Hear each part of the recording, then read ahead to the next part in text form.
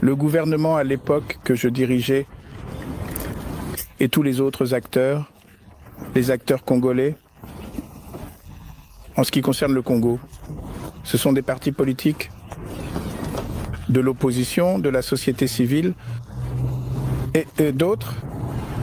Ce document ou cet accord a été mis en œuvre.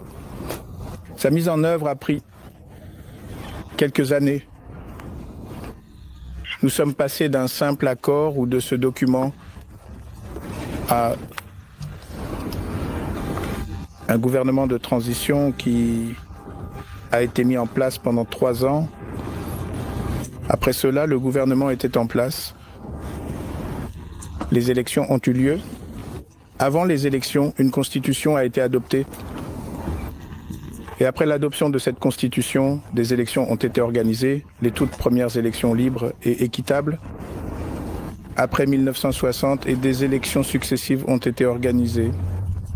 Donc, la mise en œuvre de cet accord était proche de 100%, ce qui signifie que nous sommes passés d'un gouvernement de transition à un gouvernement élu, des institutions élues, jusqu'à ce que nous quittions nos fonctions en 2019. Donc, le document, où l'argument a été entièrement mis en œuvre. Merci beaucoup. C'est Diane Dangobo de Newsroom Africa. J'ai plusieurs questions. Si vous pouviez nous dire quelle était la nature de vos discussions avec le président Mbeki tout à l'heure et qu'est-ce qui vous a amené en Afrique du Sud pour avoir cette réunion en particulier. Mais aussi, peut-être pouvez-vous nous donner votre évaluation sur les raisons pour lesquelles la situation dans l'Est de la RDC reste si fragile.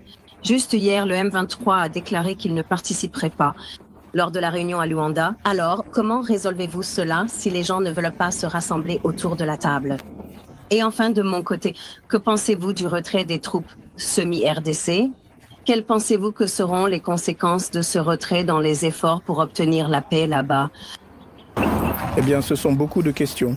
Je ne pense pas me souvenir de tous, mais merci. Mais ma réunion avec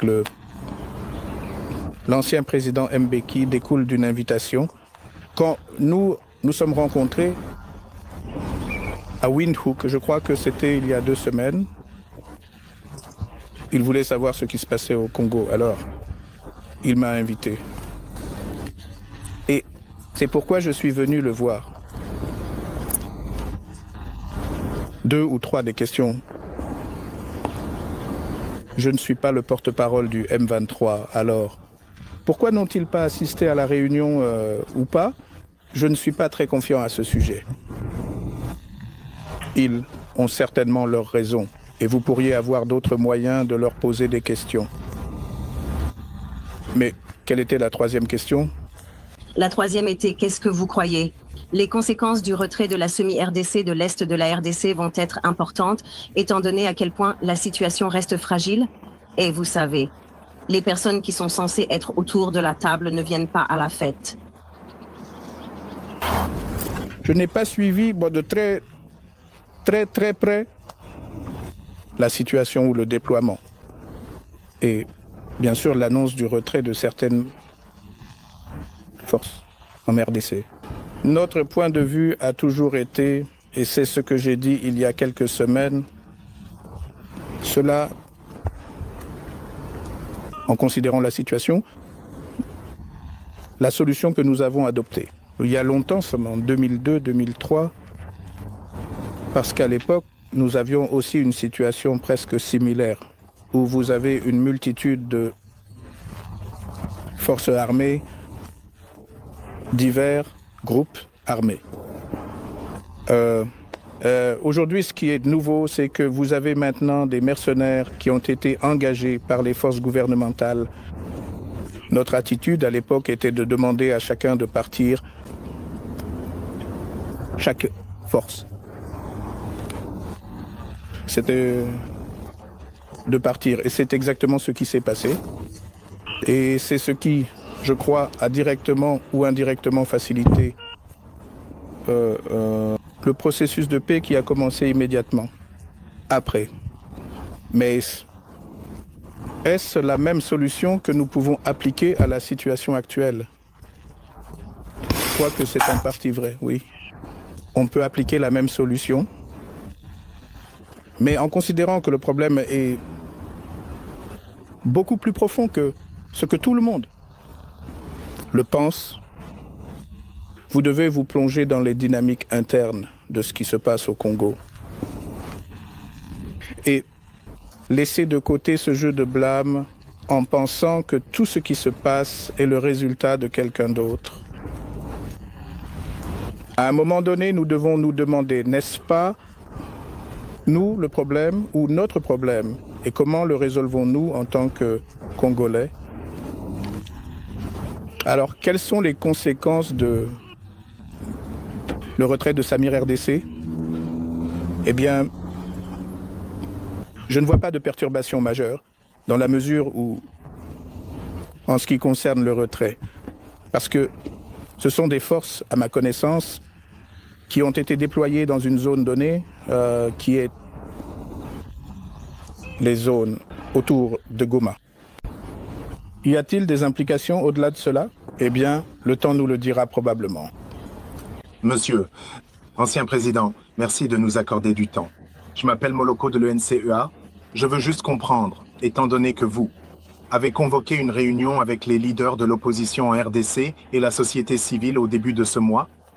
Comment voyez-vous cela, ou peut-être quelles étaient les solutions proposées par cette réunion particulière pour résoudre la crise là-bas? Mais aussi, avez-vous par hasard des intentions personnelles de revenir en tant que président de la RDC, compte tenu de la crise là-bas? La réunion qui a été convoquée ou avait ses racines dans une analyse que nous avons faite. Nous avons analysé la situation et sommes arrivés à la conclusion que tout le monde parle du Congo, sauf les Congolais. Vous allez à Nairobi, tout le monde parle du Congo. Vous venez en Afrique du Sud où je peux voir l'intérêt. Tout le monde veut savoir ce qui se passe au Congo. Mais les Congolais eux-mêmes semblent être ignorés. L'objectif était de réunir la société civile, l'opposition et toute autre personne intéressée. Dans notre pays, les leaders religieux aussi, afin que nous puissions discuter et surtout essayer d'analyser la situation. Quel est le rôle de chaque acteur dans ce qui se passe? Qu'en est-il au Congo? Quel est le rôle du gouvernement et la société civile et bien sûr l'opposition? Eh bien, la deuxième question, c'est-à-dire, suis-je prêt? Non, écoute. Nous sommes prêts à travailler, honnêtement, travailler pour la paix. Travailler activement pour la paix. C'était notre attitude il y a 22 ans, quand nous sommes venus à Sun City et avons signé l'accord. Notre attitude aujourd'hui, être beaucoup plus informé, c'est définitivement se lever à nouveau et être en mouvement, travailler pour la paix de toutes les manières possibles. Monsieur le Président, quel pourrait être le rôle de la région, des pays voisins et de la communauté internationale, ainsi que d'autres acteurs extérieurs à la RDC pour aider à nouveau la RDC à avoir un processus de paix? Comme nous le voyons, les pourparlers de Luanda sont très instables. On dirait que c'est un départ et un arrêt. Que doit-il se passer? Qu'est-ce qui peut mener à une solution durable? En 2018, j'ai certainement participé à l'une des dernières réunions, je crois, de la SADC.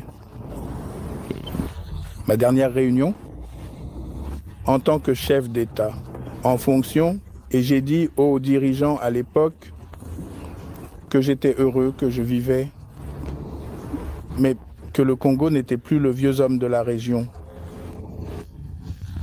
vieux homme signifiant le faible de la région SADC et la région des Grands Lacs. C'était ma conviction en un Congo fort, un Congo qui était sur la bonne voie. Mais oui, 6 ans plus tard, nous sommes presque revenus à la case départ. Le point de départ. Alors, que peuvent faire tous ces autres pays? Je crois, cela ne devrait pas être un cycle où 5 ans plus tard, vous avez la paix, 10, 15 ans après, vous avez la guerre. Non, le peuple congolais ne veut pas ça. Je crois que nous devons revenir aux fondamentaux pendant près de 16-17 ans. Le Congo était pas 100% stable, mais assez stable pour qu'il avance en ce qui concerne le développement économique et d'autres domaines. Alors, que faisons-nous? Je crois que nous devons revenir aux fondamentaux. Les fondamentaux, c'est-à-dire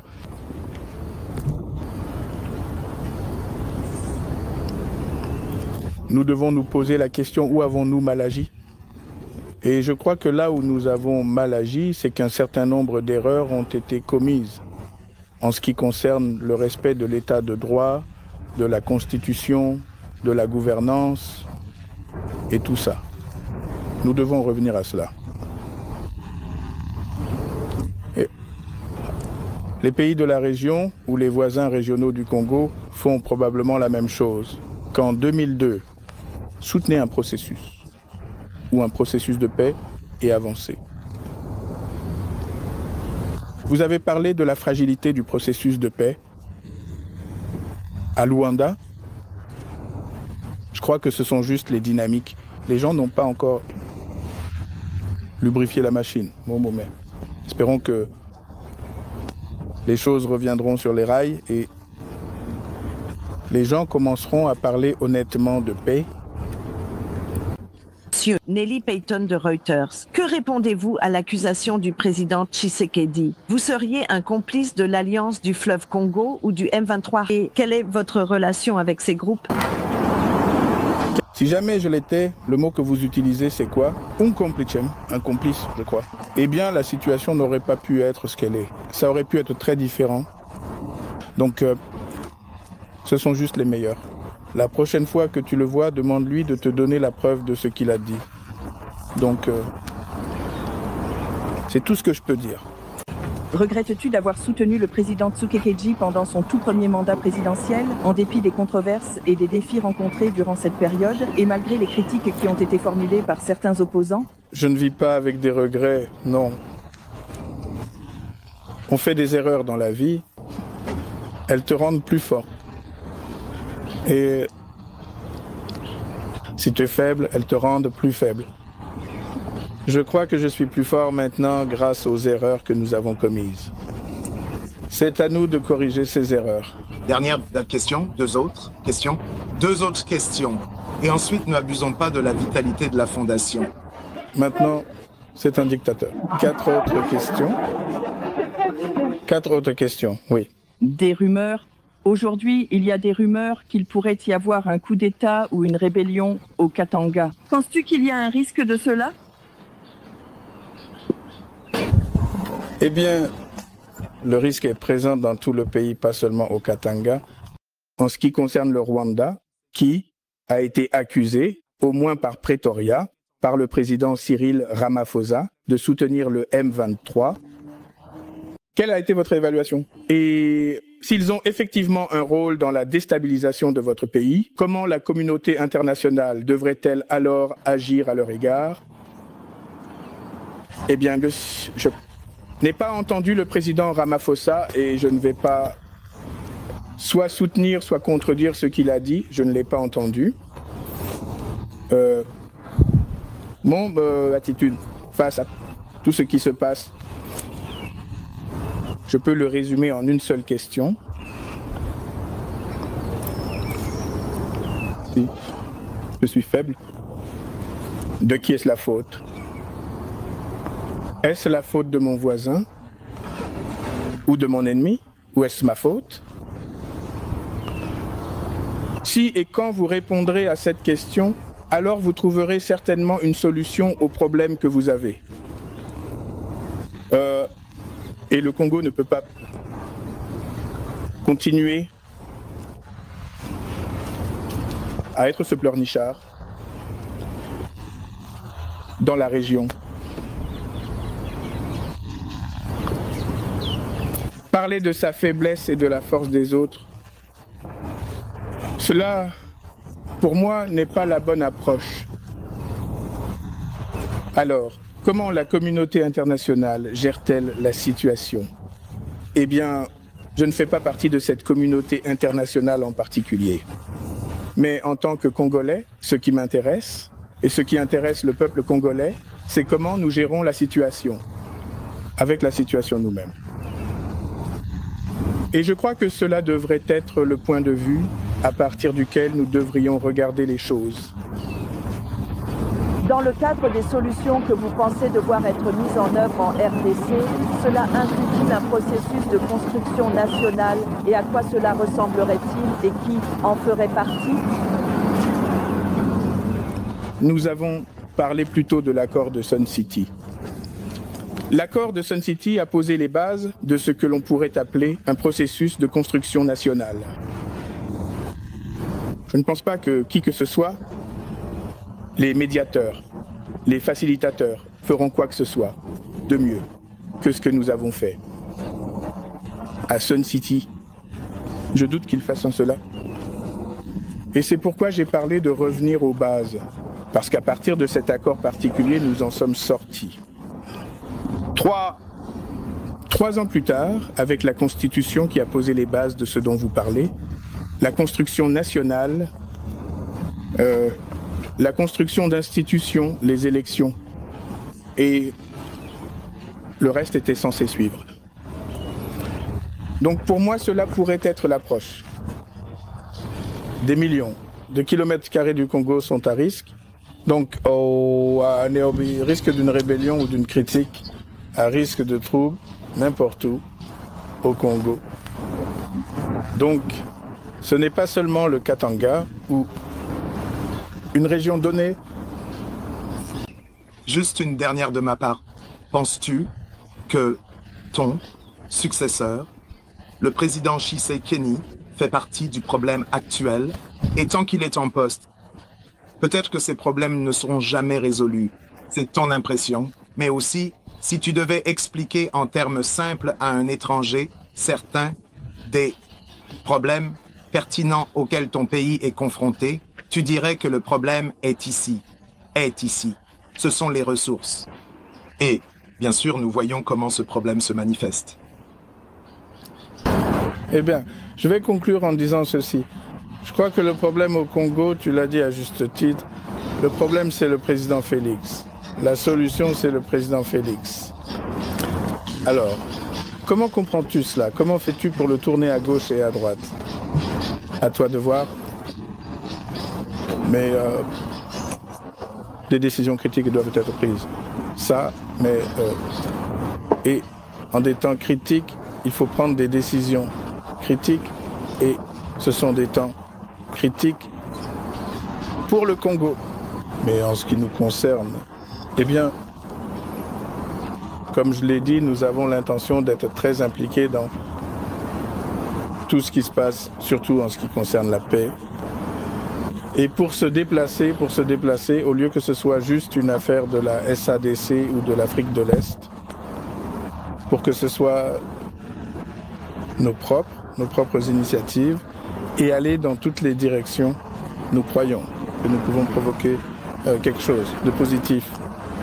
Un changement positif, des nouvelles positives, que ce soit à l'Est, ce que nous nous préparons à faire, que ce soit dans le Sud, dans le Nord, et le